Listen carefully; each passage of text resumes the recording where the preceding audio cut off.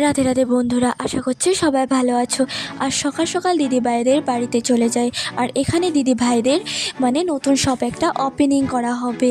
আর এই শপটা phone shop ছিল। আর এখানে সকাল সকাল আজকে আমাদের ঠাকুরমশাই চলে আসে। আর তারপর এখানে যজ্ঞের সব জিনিস নিয়ে আসা হয়, যজ্ঞও করা হবে। আর তারপর আমি তোমাদেরকে সবটা ভালো করে ঘুরিয়ে দেখিয়ে দিচ্ছি।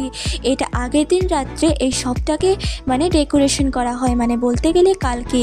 আর আজকে সকাল সকাল এখানে ফল থেকে ধরে সব কিছু জোগাড় করে রেডি করে নিয়ে আসা হয় এখানে পুজোর জন্য।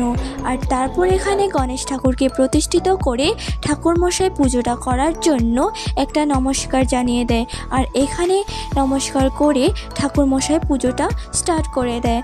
আর আমরা বসে বসে দেখছিলাম এই পুজোটা আমাদের জিজু আর ওনার মা করছিল, তাই আমরা এখানে বসে বসে